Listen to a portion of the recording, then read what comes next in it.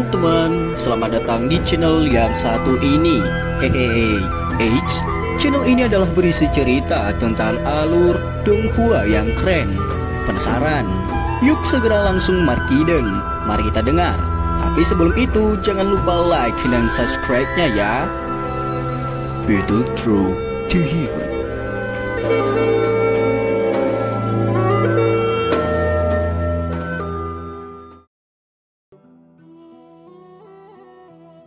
Melanjutkan dari cerita sebelumnya.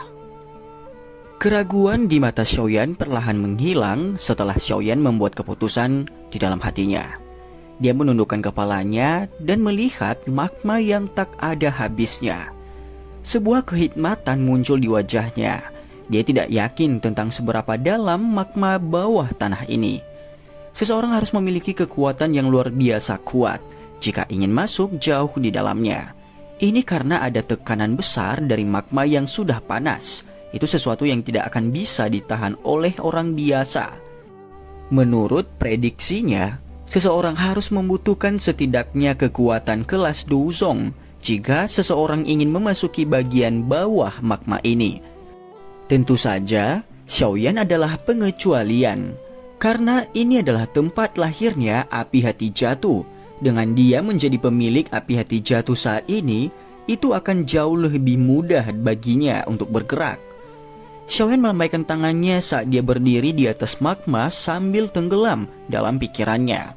Penguasa Xuan berat sekali lagi muncul di tangannya. Setelah itu dia mengayunkan lengan bajunya dan penguasa berat itu berubah menjadi sosok berwarna hitam yang melesat keluar. Akhirnya itu menabrak dinding dengan keras. Kekuatan yang kuat menyebabkan penguasa yang berat menembus beberapa meter ke dinding gunung. Xiaoyan telah menambahkan benang kekuatan spiritual ke penguasa yang berat itu yang akan menjadi penunjuk arahnya. Pandangannya di bawah magma akan menjadi sangat kabur. Tidak ada yang tahu apakah itu dalam atau dangkal. Magma juga sangat padat, apalagi ukurannya sangat luas. Jika seseorang menjelajahinya secara acak, siapa yang tahu persis bagaimana seseorang akan kembali ke permukaan magma. Di bawah kekacauan, orang mungkin melakukan perjalanan semakin jauh dari penunjuk arah. Bahkan jika ada yang tidak beres, Xiaoyan akan dapat dengan cepat dan akurat menemukan jalan dan menyelamatkan hidupnya. Setelah melakukan semua ini, Xiaoyan akhirnya tenang. Dia menghirup nafas saat nyala api hijau giok perlahan melonjak keluar. Akhirnya itu membungkus seluruh tubuhnya. Dari kejauhan seolah-olah dia adalah sekelompok api hijau giok yang menyala. Xiaoyan berhenti merasa ragu setelah nyala api benar-benar mengelilingi tubuhnya. Dia memasuki magma kental. Gelombang gelembung naik dan meledak dengan cepat. Setelah itu dunia magma yang tampaknya tak berujung sekali lagi turun ke dalam keheningan yang mematikan. Hanya penguasa hitam di dinding gunung yang tersisa. Memancarkan cahaya samar, itu tampak seperti lampu jalan. Suhu panas dan tekanan langsung melonjak dari segala arah setelah Xiaoyan memasuki dunia magma. Seolah-olah ingin memerah Xiaoyan menjadi pasta daging. Namun, setelah dauqi yang kuat mengalir keluar dari tubuhnya, perlawanan dari dunia luar menjadi jauh lebih lemah. Tubuh Xiaoyan berhenti sejenak sebelum dia dengan hati-hati melihat sekelilingnya. Ketika dia tidak menemukan apa-apa, dia akhirnya menghela nafas lembut di dalam hatinya.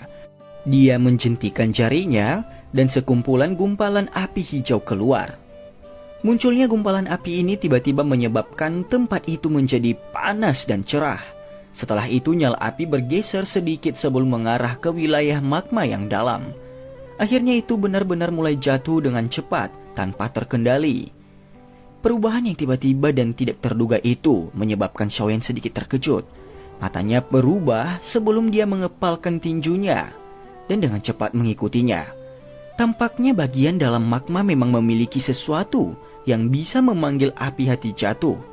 Apa yang menyebabkan Xiaoyan merasa ragu? Bagaimanapun adalah alasan dia tidak memiliki perasaan seperti itu ketika dia menangkap nyala api saat itu. Tubuh Xiaoyan menjadi sosok api hijau giok yang membawa keraguan di dalam hatinya. Ia menjadi seperti ikan yang memasuki laut saat dia menembus magma kental. Api tak terlihat beberapa meter di depannya bertindak seperti pemandu jalan. Xiaoyan hanya tahu sedikit tentang lautan magma ini. Satu-satunya hal yang dia tahu adalah bahwa tempat ini sepertinya merupakan tempat lahirnya Fallen Heart Flame atau api hati jatuh. Dia sama sekali tidak menyadari apakah lautan magma ini memiliki sesuatu hal di dalamnya. Tentu saja kemungkinan bahkan penato pertama Suqian tidak akan memiliki banyak pemahaman tentang bidang magma yang tersembunyi di bawah Akademi Dalam. Di masa lalu, tempat ini adalah kediaman api hati jatuh. Pakar Akademi Dalam memikirkan semua cara untuk menutup lubang agar tidak membuka segel dan melarikan diri. Oleh karena itu wajar jika tidak ada yang berinisiatif untuk memasukinya. Setelah Xiaoyan menundukkan api hati jatuh, penato pertama Suqian pernah turun ke sini sekali. Namun setelah melihat magma tak berujung itu, dia berbalik dan pergi dengan rasa takut. Bagaimanapun, dia bukan Xiaoyan. Meskipun dia memiliki kekuatan seseorang di kelas Douzong, dia masih terlihat sangat kecil ketika dihadapkan dengan dunia magma di bawah tanah seperti yang telah dibentuk oleh alam setelah bertahun-tahun yang tak terhitung jumlahnya. Oleh karena itu, dia hanya bisa mempertahankan pola pikir penjelajahannya saat dia dengan cepat pergi. Oleh karena itu, tidak ada yang bisa memberi Xiaoyan informasi apapun mengenai dunia magma ini. Dia harus mengandalkan dirinya sendiri. Magma yang luas itu berwarna merah cerah. Sosok api hijau giok yang turun dengan cepat di dunia magma merah cerah itu tampak sangat menarik perhatian. Wajah Xiaoyan di dalam nyala api hijau giok tegang. Matanya dipenuhi dengan kesungguhan. Sudah hampir 20 menit sejak dia mulai turun. Namun bola api hati jatuh di depannya masih terus turun. Itu tidak menunjukkan sedikit pun tanda-tanda berhenti. Ini membuat hati Xiaoyan ragu dan takut. Karena dia turun lebih dalam dan lebih dalam lagi, tekanan di sekitarnya juga menjadi semakin menakutkan. Jika bukan karena bantuan Glaze Lotus Heart Flame, itu pasti tidak akan mungkin bagi Xiaoyan untuk bertahan sampai titik ini hanya dengan kekuatan Do Huang bintang 5-nya. Meski demikian, situasinya masih pesimis. Menggerakkan Glaze Lotus Heart Flame juga membutuhkan Doqi yang cukup banyak. Energi afinitas api di dalam magma mungkin sangat padat, tetapi sulit untuk mengisi kembali kelelahan semacam ini dalam skala besar. Meskipun ini mungkin sangat memperlambat kelelahan Doqi, itu hanya masalah waktu sebelum benar-benar kelelahan. Selain itu, Xiaoyan masih harus menyimpan cukup banyak Doqi untuk kembali ke permukaan. Xiaoyan melirik Fallen Heart Flame yang terbang cepat sementara banyak pikiran melintas di dalam hatinya. Kali ini, dia tampak sedikit gegabah. Jika dia tidak berhati-hati di tempat berbahaya semacam ini, kemungkinan besar dia akan menemui nasib kematian yang menyedihkan.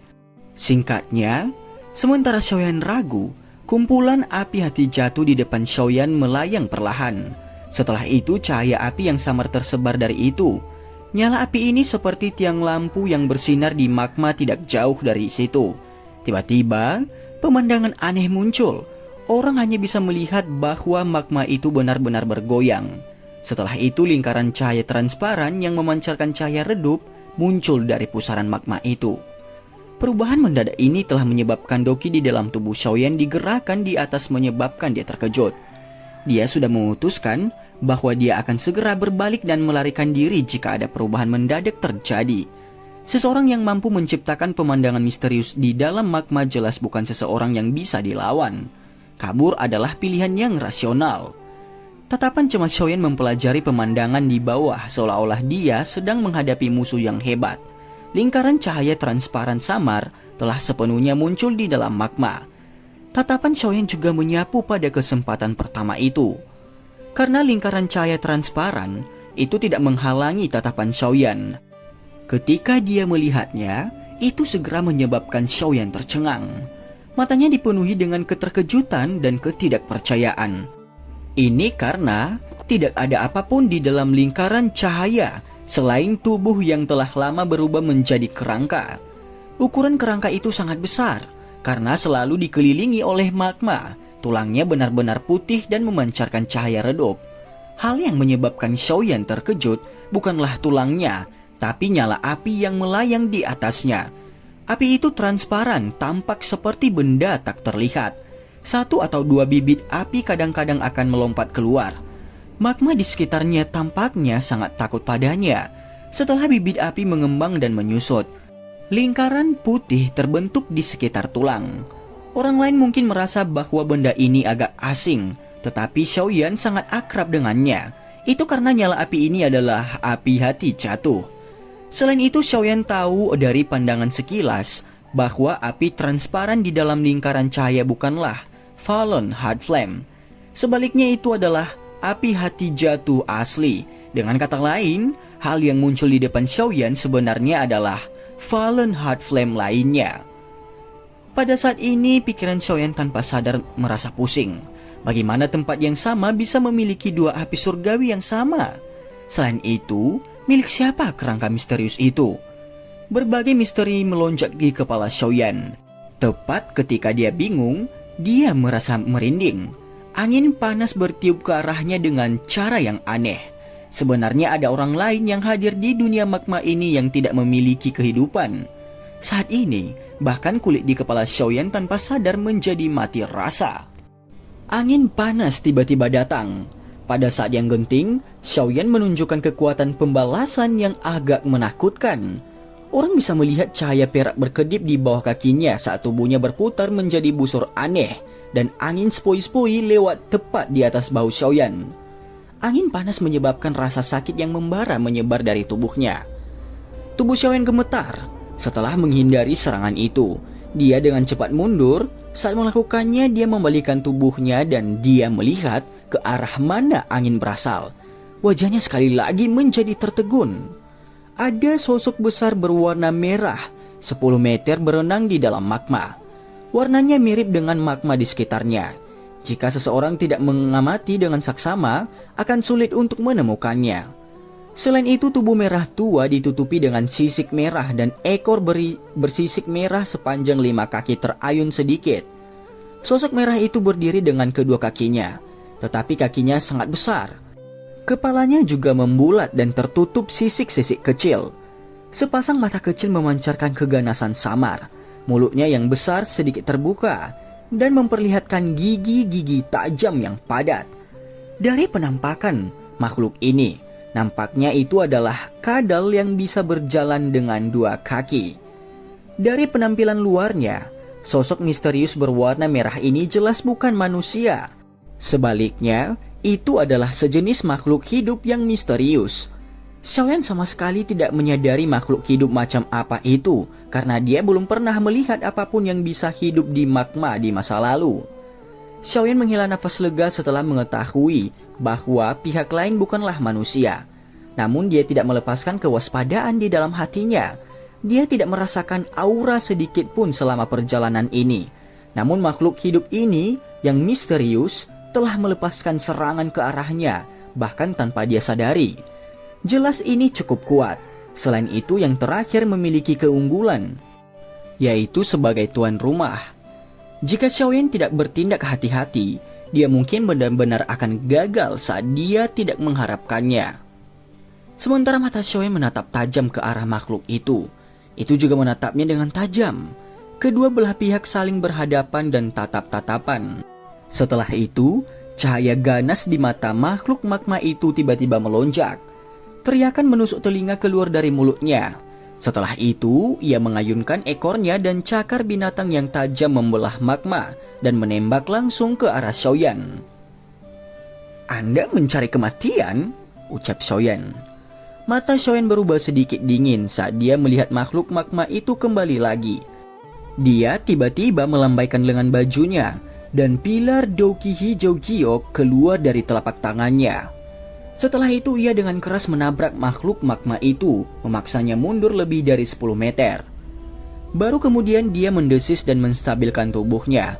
Namun setelah diajari pelajaran awal, sebuah kekerasan merah liar segera melonjak ke mata makhluk magma itu. Dia melebarkan mulut besarnya yang ditutupi dengan gigi tajam dan magma di sekitarnya segera mengalir dengan cepat. Akhirnya itu berubah menjadi bola magma sepanjang 1 kaki yang diluncurkan ke arah Xiaoyan seperti bola meriam. Niat membunuh melonjak dari hati Xiaoyan. Dia melihat bahwa hal ini akan terus mengganggunya. Dia melebarkan telapak tangannya sebelum tiba-tiba mengepalkannya. Orang bisa melihat bola api magma melesat dengan cepat. Kemudian kecepatannya berkurang sebelum akhirnya berubah menjadi tumpukan magma yang terbelah saat masih berada beberapa meter dari hadapan Xiaoyan dan kembali ke lautan magma di sekitarnya. Makhluk misterius itu menjadi marah setelah melihat Xiaoyan menangkis serangannya. Dia mengeluarkan suara dari mulutnya berulang kali. Banyak bola magma seukuran kepala dengan cepat diludahkan dan berulang kali ditembakkan ke arah Xiaoyan. Tubuh Xiaoyan bersinar seperti hantu saat dia menghindari bola magma satu persatu. Ketika dia menyadari bahwa makhluk magma mampu mengeluarkan bola magma kuat dalam jumlah yang tak henti-hentinya, dia mengerutkan kening. Cahaya perak di kakinya berkedip-kedip dan tubuhnya membawa riak magma yang muncul di belakang magma dengan cara seperti kilat. Dia meringkuk jarinya dan membentuk bilah dan menembus ke arah dada makhluk itu. Meskipun sisik makhluk magma ini sangat keras, bilah tangan Xiaoyan yang menjadi lebih tajam dari pisau di bawah rangsangan dokinya dengan cepat mudah menembus dada makhluk itu dalam sekejap. Mata makhluk magma misterius itu sedang berjuang keras setelah menderita pukulan fatal ini. Kekejaman muncul di matanya. Tiba-tiba suaranya yang tajam berulang kali keluar dari mulutnya. Akhirnya itu menyebar dengan cepat di dalam magma seperti gelombang air. Kehidupan di dalam mata makhluk misterius itu juga tersebar dengan cepat. Xiaoyan dengan dingin melihat makhluk yang secara bertahap menegang itu sebelum dia perlahan menarik tangannya. Kakinya hendak menarik diri dari tubuh makhluk itu ketika sebuah pikiran tiba-tiba melintas di dalam hatinya. Dia memainkan bagian dalam tubuh dengan tangannya. Ketika dia akhirnya menariknya, ada manik merah cerah di dalamnya. Tangan Xiaoyan bahkan tidak memiliki sedikit pun darah segar setelah ditarik dari tubuh makhluk magma itu. Namun yang dimilikinya hanyalah sejenis minyak. Manik-manik merah cerah berkedip-kedip dan memancarkan sedikit rasa panas. Xiaoyan mengamati manik merah cerah itu dengan agak penasaran. Kejutan segera melintas di matanya.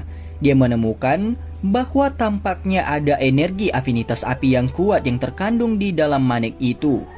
Jenis energi ini bahkan lebih murni daripada energi yang bisa dia serap dari dunia magma. Apalagi jumlahnya juga cukup signifikan. Xiaoyan harus setidaknya berlatih selama 2 hari untuk menyerap jumlah energi yang sama jika dibandingkan dengan apa yang ada di dalam manik kecil ini. Ini pasti sesuatu yang mirip dengan inti monster di dalam binatang sihir. Namun hal ini merupakan tonik yang jarang terlihat bagi orang yang mempraktikkan energi afinitas api. Sayangnya, energinya terlalu liar dan ganas dan tidak dapat dikonsumsi secara langsung. Jika tidak, itu akan mirip dengan beberapa pil obat tingkat tinggi. Mata Xiaoyan dipenuhi dengan keterkejutan. Jika orang lain bermaksud untuk menyerap hal ini, mereka harus menggunakan hal lain untuk menyelesaikan kekerasan liar di dalamnya. Namun itu tidak terlalu merepotkan bagi Xiaoyan yang memiliki api surgawi. Makanya, dia bisa mengonsumsi dan menyerap benda ini. Namun yang membuatnya merasa agak menyesal adalah hanya ada satu manik ini. Efeknya tidak akan terlalu besar. Yang akan dia capai hanyalah hilangnya pelatihan selama beberapa hari. Xiaoyan menghela nafas dengan menyesal. Dia memegang manik merah cerah di tangannya saat tatapannya sekali lagi mengarah ke lingkaran cahaya transparan itu. Namun ekspresinya tiba-tiba berubah. Tatapannya segera dialihkan ke barat magma merah cerah. Keributan hebat tiba-tiba dikirim dari arah sana. Tatapan Xiaoyan menatap tajam ke area di mana riak magma berasal itu. Doki di dalam tubuhnya siap bergerak, wajahnya serius. Dunia magma ini memang penuh dengan bahaya. Magma merah cerah beriak dengan cepat. Sesaat kemudian, mata Xiaoyan tiba-tiba menyusut. Dia bisa melihat sekelompok besar sosok berwarna merah di belakang magma. Mereka seperti sekelompok ikan yang datang mengeremuni. Banyak mata yang berisi keganasan serta mulut yang dipenuhi gigi besar, menyebabkan kulit kepala Xiaoyan menjadi mati rasa. Ternyata, tidak hanya ada satu makhluk kadal sialan itu. Xiaoyan memberi isyarat dengan tangannya dan api hati jatuh yang tergantung di atas kepalanya ditarik ke dalam tubuhnya. Api hijau giok yang kuat melonjak keluar dari Xiaoyan. Dia akan kesulitan melarikan diri dari makhluk-makhluk kadal api itu. Dia harus mengeluarkan tenaga untuk melawan mereka. Dalam beberapa kedipan singkat, 100 sosok berwarna merah melintas dan bergegas sebelum akhirnya mengelilingi Xiaoyan. Mata mereka tajam dan kejam saat mereka menatap manik-manik merah cerah di tangan Xiaoyan itu. Xiaoyan dengan cepat menyimpan manik itu ke cincin penyimpanannya di depan fokus dari begitu banyak mata kadal api. Tampaknya, makhluk ini telah dipanggil oleh kadal terakhir yang telah dibunuh Xiaoyan. Tidak disangka ada begitu banyak makhluk yang hidup di bawah magma ini yang tidak dia sadari. Api hijau giok di permukaan tubuh Xiaoyan menjadi lebih padat sementara matanya menunjukkan kehati-hatian. Makhluk itu tampaknya cukup takut pada api hati jatuh yang berkilau. Oleh karena itu mereka hanya mengepung Xiaoyan tetapi tidak segera maju untuk mencabik-cabiknya. Kebuntuan ini tidak berlangsung lama sebelum dipatahkan oleh keengganan para kerumunan kadal api. Mata mereka berwarna merah cerah sementara suara yang menusuk telinga keluar dari mulut mereka. Akhirnya mereka membelah magma dan menyerang Xiaoyan dengan cara seperti kilat. Ekspresi Xiaoyan berubah sedikit karena banyak kadal mengepung dan menyerangnya. Tangannya menegang dan angin telapak tangan tajam yang membawa panas terbentuk saat dia menyerang dan membuat riak kuat di dalam magma. Serangan-serangan ini tepat mengenai banyak sosok berwarna merah yang datang menyerbu ke arahnya. Ada banyak dari makhluk kadal ini, apalagi mereka tahu bagaimana mengontrol kekuatan magma. Bahkan jika seseorang ahli biasa di puncak kelas doang dikelilingi oleh mereka, mereka akan sangat menderita. Namun mereka bukanlah ancaman besar bagi Xiaoyan. Setiap kali angin telapak tangannya melesat, kekuatan tersembunyi akan menghancurkan makhluk-makhluk kadal itu. Oleh karena itu ada hampir 20 kadal yang telah mati di tangan Xiaoyan setelah bertukar pukulan hanya dalam beberapa menit saja. Dengan meningkatnya jumlah kadal api yang dibunuh di tangan Xiaoyan, makhluk kadal yang tersisa akhirnya mengerti betapa kuatnya orang di depan mereka. Namun mereka tidak mundur karena ini. Sebaliknya, gelombang sonik yang lebih menusuk telinga mulai dikirim dengan cepat dari mulut mereka. Ekspresi Xiaoyan berubah sedikit di hadapan aksi makhluk-makhluk ini. Dari adegan sebelumnya, dia secara alami mengerti bahwa makhluk ini memanggil teman mereka. Dengan kekuatannya saat ini memang tidak terlalu sulit untuk berurusan dengan lebih dari 100 makhluk itu. Namun jika ada ribuan atau bahkan lebih dari mereka, kemungkinan yang tidak beruntung akan menjadi Xiaoyan. Xiaoyan tiba-tiba mengatupkan giginya saat pikiran ini melintas. Dia tidak lagi peduli dengan penghalang cahaya transparan itu. Tubuhnya bergerak dan melarikan diri. Tepat ketika tubuhnya telah bergerak lebih dari 10 meter, riak hebat ditransmisikan dari atas magma. Segera Xiaoyan melihat sosok berwarna merah muncul di hadapannya.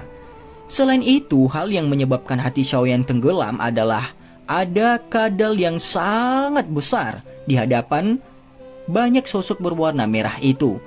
Bahkan Xiaoyan merasakan sedikit tekanan saat menghadapi kadal besar itu. Jelas kekuatan makhluk besar ini jauh melebihi kadal-kadal biasanya. Kali ini sangat merepotkan, ucap Xiaoyan. Xiaoyan hanya bisa menghentikan tubuhnya dan menghirup udara dalam-dalam dan bergumam saat dia melihat sekelompok besar makhluk kadal api menuju ke arahnya. Dan cerita pun bersambung. Terima kasih telah mendengarkan Mimin sampai akhir ya. Dan jangan lupa nantikan cerita selanjutnya.